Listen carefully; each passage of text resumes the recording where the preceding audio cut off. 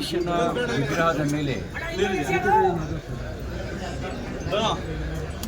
ನಮ್ಮ ಹಿಂದೂ ಸಮಾಜವನ್ನು ಕೆರಳಿಸೋ ರೀತಿಯಲ್ಲಿ ಕೆಣಕೋ ರೀತಿಯಲ್ಲಿ ಅದನ್ನು ಅಪವಿತ್ರಗೊಳಿಸಿರೋದನ್ನು ನಾನು ಖಂಡಿಸ್ತೇವೆ. ಇದರ ಸಮಗ್ರ ತನಿಖೆ ಆಗಬೇಕು. ಯಾಕೆಂದರೆ ಯಾಕೆ ಹಿಂದೂ ಸಮಾಜವನ್ನೇ ಕೆಣಕ್ತಾರೆ?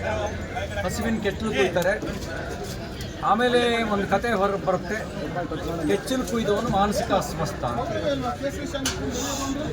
ಮಾನಸಿಕ ಅಸ್ವಸ್ಥನ ಅಥವಾ ಅಸ್ವಸ್ಥನ ಥರ ನಾಟಕ ಆಡ್ತಿದ್ದಾರೆ.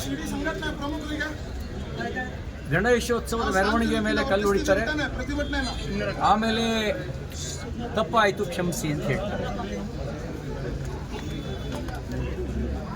ನಮ್ಮ ಮಸೀದಿ ಮುಂದೆ ಬರಬಾರ್ದು ಅಂತ ಪೆಟ್ರೋಲ್ ಬಾಂಬ್ ಹಾಕ್ತಾರೆ, ಕಿಡಿಗೇಡಿಗಳು ಮಾಡಿದರೆ ನಾವೆಲ್ಲ ಹಂಗಿಲ್ಲ ಅಂತ ಹೇಳ್ತಾರೆ. ಇಲ್ಲಿ ಗಣೇಶನ ಮೂರ್ತಿಯ ಮೇಲೆ ಅಪವಿತ್ರಗೊಳಿಸೋ ಕೆಲಸ ಮಾಡಿದ್ದಾರೆ. ಇದಕ್ಕೆ ಕತೆ ಕಟ್ಟೋದು ಬೇಡ. ನಾನು ಕಳೆದ ನಾಲ್ಕೂವರೆ ದಶಕಗಳಿಂದ ನಮ್ಮ ಹೈಸ್ಕೂಲ್ ಕಾಲೇಜು ಜೀವನಗಳಿಂದಲೂ ಈ ರೀತಿಯ ಕತೆಗಳನ್ನು ಕೇಳ್ತಾ ಬಂದಿದ್ದೀವಿ. ಕತೆ ಕಟ್ಟೋದು ಅವಶ್ಯಕತೆ ಇಲ್ಲ. ಸಮಗ್ರ ತನಿಖೆ ಆಗಲಿ. ಅವರು ಏನು ಸ್ಟೋರಿ ಬಿಟ್ಟಿದ್ದಾರೆ ಮಾನಸಿಕ ಅಸ್ವಸ್ಥೆ ಅಂಥೇಳಿ. ಮಾನಸಿಕ ಅಸ್ವಸ್ಥೆಗೆ ಮುಖ ಮುಚ್ಕೊಂಡು ಬರಬೇಕು ಅಂತ ಗೊತ್ತಾಗತ್ತಾ?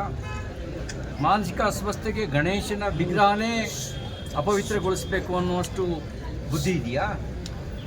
ಈ ಎಲ್ಲ ಸಂಶಯಗಳು ಕಾಡ್ತಾ ಇದ್ದಾವೆ. ಇದು ಉದ್ದೇಶ ಅಶಾಂತಿಯನ್ನು ಕ್ರಿಯೇಟ್ ಮಾಡೋದು, ಸಂಘರ್ಷನ ಹುಟ್ಟಾಕೋದು, ಅರಾಜಕತೆಯನ್ನು ಹುಟ್ಟಾಕೋದು ಒಂದು ವ್ಯವಸ್ಥಿತ ಷಡ್ಯಂತ್ರದ ಭಾಗ. ಅದರಲ್ಲಿ ಹಿಂದೂ ಮುಸ್ಲಿಂ ಜಗಳ ತಂದು ಹಚ್ಚೋದು ಒಂದು ಷಡ್ಯಂತ್ರ ಇದೆ. ಇದ್ರ ಜೊತೆಗೆ ಜಾತಿ ಜಗಳ ತಂದು ಹಚ್ಚೋದು ಕೂಡ ಷಡ್ಯಂತ್ರ ಇದೆ. ಬೇರೆ ಬೇರೆ ವಿಷಯ ಇಟ್ಕೊಂಡು ಪ್ರಾದೇಶಿಕತೆ ಹೆಸರಿನಲ್ಲಿ, ಭಾಷೆ ಹೆಸರಿನಲ್ಲಿ, ರೈತರ ಹೆಸರಿನಲ್ಲಿ, ಬೇರೆ ಬೇರೆ ಹೆಸರಿನಲ್ಲಿ ಅರಾಜಕತೆ ಹುಟ್ಟಾಕಿ ಸರ್ಕಾರವನ್ನೇ ಬುಡಮೇಲು ಮಾಡಬೇಕು ಅನ್ನುವಂಥ ಒಂದು ಷಡ್ಯಂತ್ರ ನಡೆದಿದೆ.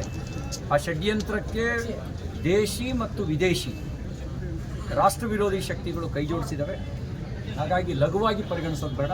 ನಮ್ಮ ಭಾವನೆಗಳ ಜೊತೆಗೆ ಆಟ ಆಡೋದು ಬೇಡ. ನಮ್ಮ ತಾಳ್ಮೆಗೂ ಒಂದು ಮಿತಿ ಇದೆ. ಯಾರು ಮಾಡಿದ್ದಾರೆ, ಅವ್ರ ಹಿನ್ನೆಲೆ ಏನು, ಯಾಕೆ ಮಾಡಿದ್ದಾರೆ, ಇದೆಲ್ಲದರ ಸಮಗ್ರ ತನಿಖೆ ಆಗಬೇಕು. ಅದ್ರ ಹಿಂದ್ಗಡೆ ಯಾರೇ ಶಕ್ತಿಗಳಿರಲಿ ಸಂದೇಶ ಹೋಗಬೇಕು.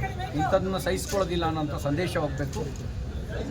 ಅದಕ್ಕಾಗಿ ತಕ್ಷಣ ಸಬೂ ಬೀಳದೆ, ಕತೆ ಕಟ್ಟದೆ ಕ್ರಿಯಾನ್ಮುಖರಾಗಬೇಕು ಅಂತ ನಾನು ಆಗ್ರಹಿಸ್ತೇನೆ. ಈ ವಿಷಯದಲ್ಲಿ ನಮ್ಮ ತಾಳ್ಮೆ ಇಲ್ಲ. ನಾವಿನ್ನು ಸಹಿಸಿಕೊಳ್ಳುವಂಥ ಮಾತು ಇಲ್ಲ. ಸರ್, CCTV ಫುಟೇಜ್ ಲಭ್ಯವಾಗಿದೆ ಸರ್. ಮಹಿಳೆಯ ದೃಶ್ಯಾವಳಿಗಳು ಸರಿಯಾಗಿದೆ ಸರ್. ಪ್ರಾಥಮಿಕವಾಗಿ ಪೊಲೀಸ್ ಮಾಹಿತಿ ಮಹಿಳೆಯ ದೃಶ್ಯಾವಳಿಗೂ ಸರಿಯಾಗಿದೆ. ಆ ಮಹಿಳೆ ಯಾರು, ಆಕೆ ಬ್ಯಾಕ್ಗ್ರೌಂಡ್ ಏನು, ತಲೆ ಈಗ ಮಾತ್ರ ಕೆಡ್ತೋ, ಮುಂಚೆನೂ ಕೆಟ್ಟಿತ್ತು, ಅಥವಾ ಗಣಪತಿ ನೋಡಿದಾಗ ಮಾತ್ರ ತಲೆ ಕೆಡುತ್ತೋ, ಬೇರೆ ಸಂದರ್ಭದಲ್ಲೂ ತಲೆ ಕೆಡುತ್ತೋ, ಇದೆಲ್ಲದ್ರೂ ಸಮಗ್ರ ತನಿಖೆ ಆಗಬೇಕಲ್ವ. ನಾವು ಕಾಗಕ್ಕ ಗೂಬಕ್ಕನ ಕತೆ ಕೇಳಕ್ಕೆ ನಾವು ತಯಾರಿಲ್ಲ. ಇಲ್ಲಿಗೆ ಬಂದು ಒಳಗೆ ಬಂದು ಮುಖ ಮುಚ್ಕೊಂಡು ಇಲ್ಲಿ ಅಪವಿತ್ರಗೊಳಿಸ್ಬೇಕು ಅಂತ ಹೇಳಿದ್ರೆ ಸ್ವಲ್ಪನಾದರೂ ಬುದ್ಧಿ ಇರಬೇಕಲ್ಲ. ಪೂರಾ ತಲೆ ಕೆಟ್ಟವರು ಆ ಕೆಲಸ ಮಾಡಲ್ವಲ್ಲ, ಕೆಲಸ ಮಾಡಲ್ಲ. ಮತ್ತು ಈ ರೀತಿ ಬಳಸ್ಕೊಂಡಿರೋ ಸಾಧ್ಯತೆಗಳು ಇರ್ತವೆ. ಈ ಕೆಲವರು ಮುಂಚೂಣಿಗೆ ಹಿಂದ್ಗಡೆ ಅವರಿತ್ಕೊಂಡು ಮುಂದ್ಗಡೆ ಬೇರೆಯವ್ರನ್ನು ಬಿಟ್ಟಿರೋ ಸಾಧ್ಯತೆಗಳು ಇರ್ತವೆ. ಇದೆಲ್ಲದರ ಒಂದು ಸಮಗ್ರ ತನಿಖೆ ಆಗಬೇಕು. ಅದಕ್ಕೆ ನಾನು ಪೊಲೀಸ್ ಇಲಾಖೆಗೆ ಆಗ್ರಹ ಮಾಡ್ತೇನೆ, ಸಮಗ್ರ ತನಿಖೆ ನಡೆಸಿ. ಸಮಗ್ರ ತನಿಖೆ ನಮ್ಮ ಭಾವನೆಗಳ ಜೊತೆ ಚೆಲ್ಲಾಟ ಆಡಬೇಕು. ಭಾವನೆಗಳಿಗೆ ಬೆಲೆ ಕೊಡದೇ ಇದ್ದರೆ, ಭಾವನೆಯನ್ನು ಗೌರವಿಸದೇ ಇದ್ದರೆ ಏನಾಗುತ್ತೆ ಅನ್ನೋದನ್ನು ಬ್ರಿಟಿಷ್ ಇದ್ದಾಗಲೇ ಅನುಭವಿಸಿದ್ದಾರೆ. ಹಾಗಾಗಿ ನಮ್ಮ ಭಾವನೆ ಜೊತೆಗೆ ಚೆಲ್ಲಾಟ ಆಡಬೇಡಿ. ಇದ್ರ ಜೊತೆ ಒಂದು ಸಮಗ್ರ ತನಿಖೆ ನಡೆಸಬೇಕು ಅಂತ ನಾನು ಆಗ್ರಹಿಸ್ತೇನೆ. ಅಲ್ಲಿವರೆಗೂ ಕತೆ ಕಟ್ಟೋದು ನಿಲ್ಲಿಸಿ. ನೀವು ಯಾರು ಸರಣಿ ಘಟನೆಗಳು ಅರಾಜಕತೆ ಸೃಷ್ಟಿ ಮಾಡುವಂಥ ಸಂಚನ್ನು ನಡೆಸಿದ್ದಾರೆ. ಈಗ ನಿರಂತರವಾಗಿ ಕೆಚ್ಚಲು ಕೊಯ್ದರು. ಒಂದು ಕಡೆ ಎರಡು ಕಡೆಗಲ್ಲ, ಒಂದು 10-12 ಪ್ರಕರಣಗಳಲ್ಲಿ ಹಸುವಿನ ಕೆಚ್ಚಲು ಕೊಯ್ದರು. What is the purpose? ಇದು ಹಿಂದ್ಗಡೆ ಏನೋ ಇರಬೇಕಲ್ಲ.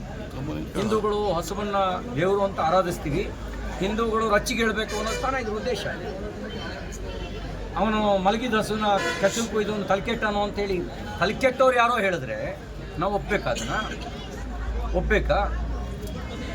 ಗಬ್ಬದ ಹಸುವಿನ ಕಡಿದ್ರು. ಹಸುವಿನ ತಲೆಯನ್ನು ತಂದು ಬಿಜಾಪುರ ಜಿಲ್ಲೆಯಲ್ಲಿ ದೇವಸ್ಥಾನ ಮುಂದ್ಗಡೆ ಇಟ್ಟರು. ತಲೆಕೆಟ್ಟವ್ರು ಮಾಡೋ ಕೆಲಸನ. ಮದ್ದೂರಿನಲ್ಲಿ ಗಣಪತಿ ಮೆರವಣಿಗೆ ಮೇಲೆ ಕಲ್ಲು ಹೊಡೆದು ಒಂದು ತಲೆಕೆಟ್ಟು ಒಂದ.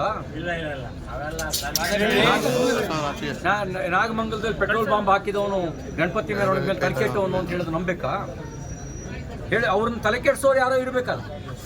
ಇಲ್ಲಿ ಬಂದು ಗಣಪತಿ ವಿಗ್ರಹನ ಅಪವಿತ್ರಗೊಳಿಸಿರೋರು ತಲೆಕೆಟ್ಟವರು ಅಂತ ಹೇಳ್ತಿದ್ದಂಗೆ ನಂಬೇಕಾ? ತಲೆಕೆಟ್ಟವರು ಮುಖ ಮುಚ್ಕೊಳ್ಳೋ ಅಷ್ಟು ಬುದ್ಧಿ ಇದೆಯಲ್ವಾ?